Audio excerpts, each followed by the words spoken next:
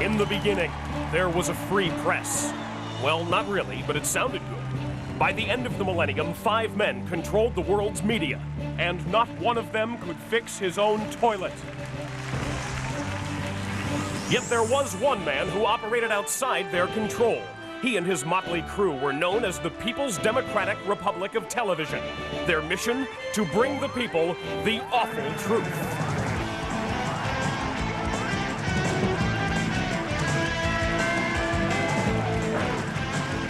Tonight, from somewhere inside the PDR TV, please welcome Mαϊκλ Mur.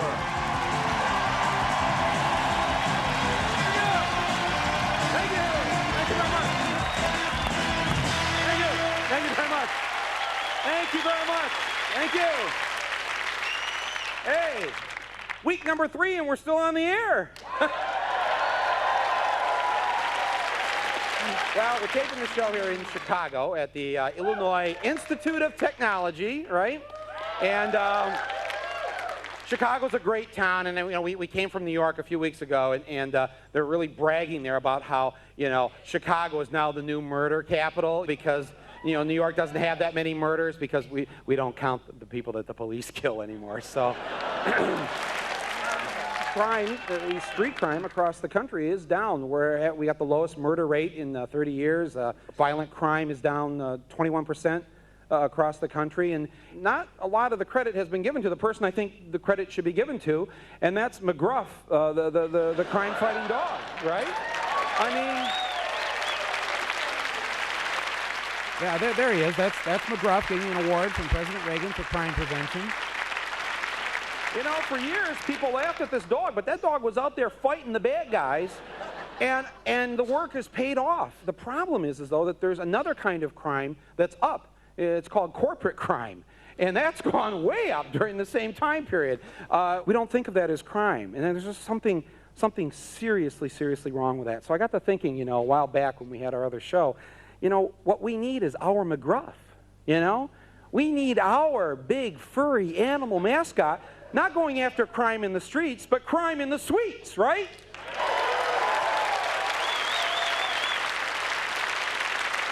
So I would like you to welcome an old friend of mine tonight to our show, because here tonight on The Awful Truth, we have the return of Crackers, the corporate crime-fighting chicken!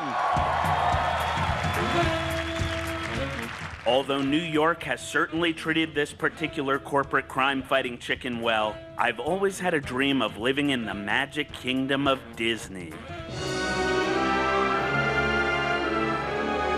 Disney's fairy tale empire promotes traditional family values, but also tolerance and understanding of people with alternative lifestyles. I'm gay. They've also resisted censorship efforts from right-wing fanatics. Walt Disney has chosen to shake its fist in the face of Almighty God. And they even put out my good friend Michael's movie, The Big One. So when I first read that Disney was being accused of unfairly treating their workers, I couldn't believe it. Disney says it tries to make sure its goods are made under fair working conditions, but they hire foreign companies that run sweatshops where workers are paid peanuts. I met with an expert on international labor to find out more. In China, where they make the Mickey Mouse toys, they have the workers working 7 days a week. From 7 in the morning until 10 p.m., they're paying the workers 19 cents an hour. And things weren't much better right here in the land of the free.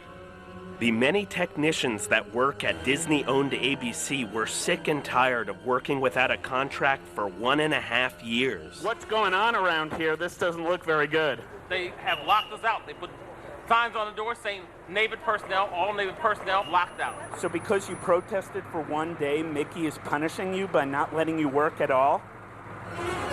During the months that Disney locked the workers out of salary and health benefits, Michael Eisner was earning an average of more than $60,000 an hour, even while he slept. I have a 5-year-old girl, and I have to tell her that people who run Mickey are being very mean right now.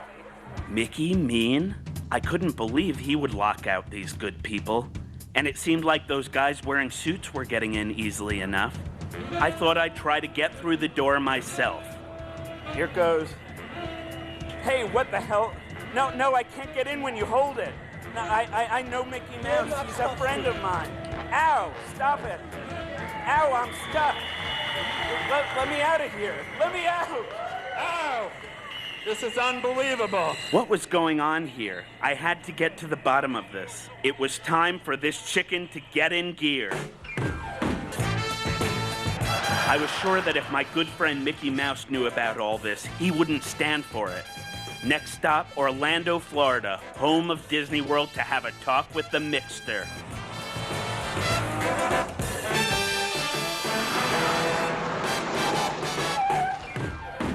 Hey guys. Before I met with Mickey, I talked with some of Disney World's character performers. Some of them have been fired and have grievances against Disney. What they had to say about their working conditions curled my feathers. Tell me about what kind of wages you make at Disney. Well, I work 40 hours a week and I still qualify for welfare, and we're struggling to get by. And I'm not the only one. There are people there living in their cars. What? People living in your car? They sleep in the parking lot and they shower in the wardrobe building. What about your working conditions? Well, from a character performer standpoint, the heat is tremendous. I monitored it this summer with a digital thermometer. We got up to about 108 degrees in there this summer, inside my costume. It's very frequent that people pass out from these heat conditions, and after you come to and you're cooled off, you go right back out on set. Our contract states that our costumes have to be washed every single day, and they're not. After I had this fungus on my groin area that I had gotten from an unclean chipmunk costume. Chipmunks with crotch fungus? Overheated dwarves? Cartoon characters on welfare? It was clear that something had gone wrong, terribly wrong, with the company that was once synonymous with family fun. I had to find Mickey as soon as possible.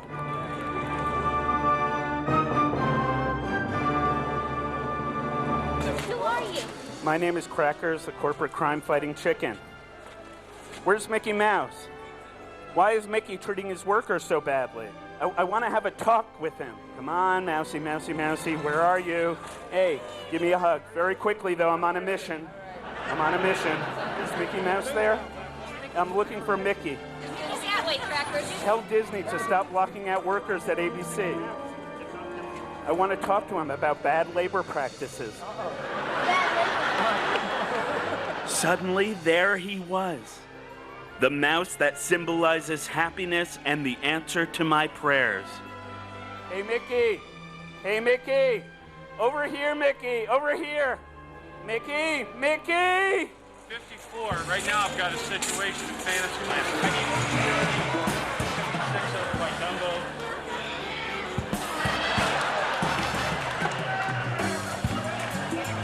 Yes, sir. Can you stay here? Sorry, what's up? Stay right here. I just want to meet Mickey Mouse. And we'll have somebody take you over to Mickey Mouse. Stay right here. Really? Is Mickey running this place or what? Right now I'm at Fantasy Fair Festival. Continue moving on. Okay, continue moving on, please. He's not one of ours. Please sign my book. Sure, I'll sign your book. Do they treat you okay here? They treat me great. If you can't talk now, I understand. They led me away to a bizarre place that nobody gets to see. I was so scared I got chicken bumps up and down my body. Behind the green door, strange men detained me and poked into my private business.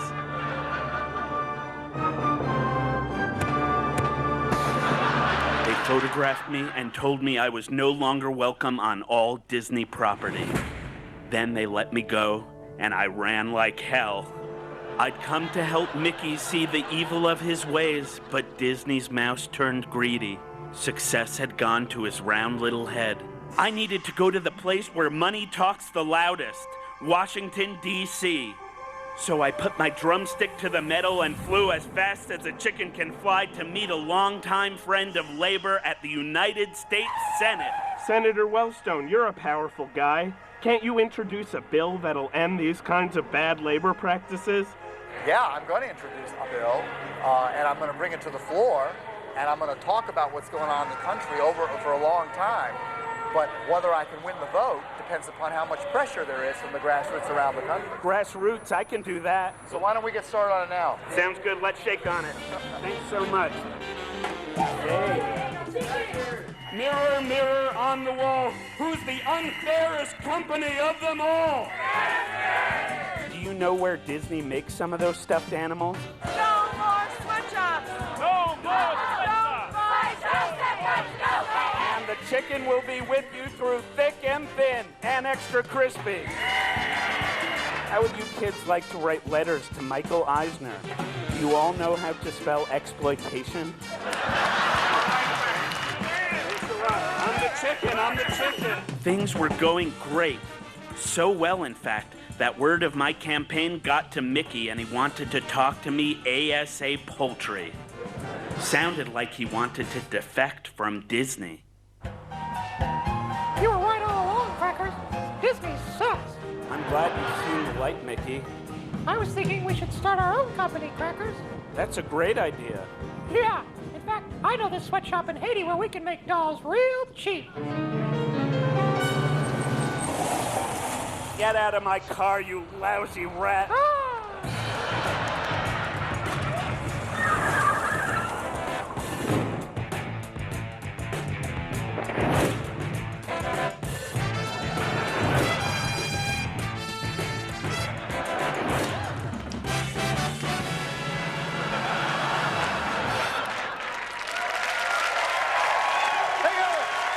Thank you very much. Ladies and gentlemen, Crackers, the corporate crime-fighting chicken! Everybody, it's Crackers! I love you all! I love you all! Give me 5, everybody! Woo! Woo! Yeah! Way to go! Thanks for your support. Thanks a lot. Give me a hug. Give me a hug. So everybody, what I want to know is, why did the chicken cross the road? Thanks so much, everybody. All right, Crackers! Thanks, Michael. The corporate crime-fighting chicken! What's the average temperature inside the chicken suit?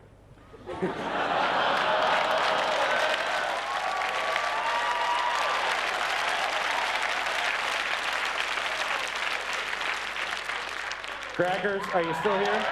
Where's the chicken? It's as cool as a mountain breeze.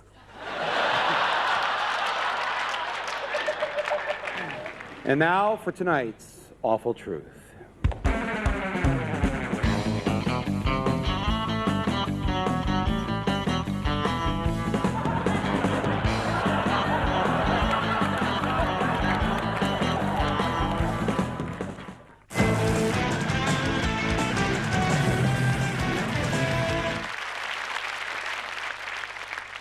Growing up in Flint, the place to go for a really cool holiday vacation was actually here in Chicago. We consider this like a foreign vacation, you know, because you've got a beautiful like blue ocean and sandy beaches. And I used to say to people, you know, coming to Chicago, it's like going to Paris, but without having to deal with the French, you know? So I love the holidays. I love Christmas. Anybody have any good holiday stories? What'd you do this past Christmas? Anybody here want to? Where do you people in Chicago go when you go on your holidays? Flint. Yes, and we welcome your tourist dollars. Thank you. Went to Disney World. You went to Disney World. Way to go! Did you see the chicken? No. No. I got to tell you, this past Christmas season, I brought along some home movies, and I know, you know, home movies are kind of boring and stuff, but you know, for me, this was the bestest Christmas ever.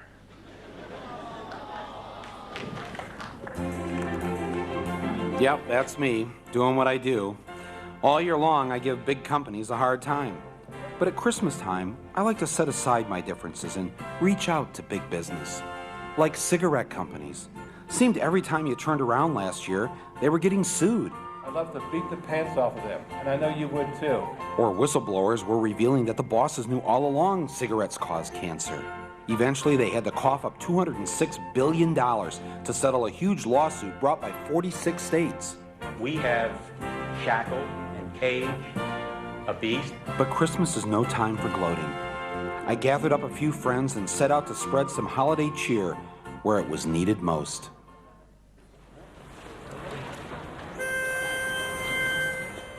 Deck the halls with boughs of holly. 'Tis the season to be jolly. Don we now our gay apparel. Oh, the ancient Yuletide carol. Oh, that was beautiful. Philip Morris is the one cigarette suggested by nose and throat doctors as definitely less irritating.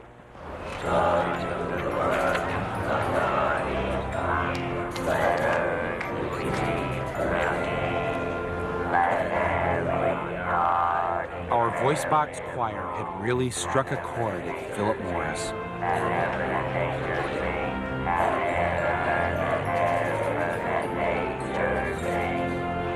Very good. So these people have lost their voice boxes as a result of cigarette smoke. So because This is just a place of business. Philip Morris You is, understand that, don't you? it's a place. It's a place that does business selling cigarettes. Hi, I'm Maicle Mur. Nice to meet Hi, you. nice to Very meet you. Hi. Hi, Merry Christmas. Merry Christmas. One more song. I would encourage you, to go out on the sidewalk.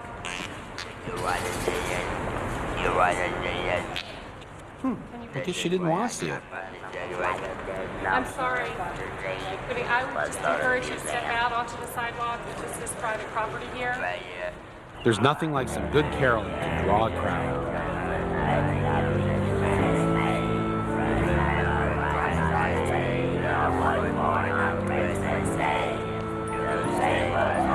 The voice box choir sang their hearts out, but everyone at Philip Morris seemed too busy for the Christmas cheer.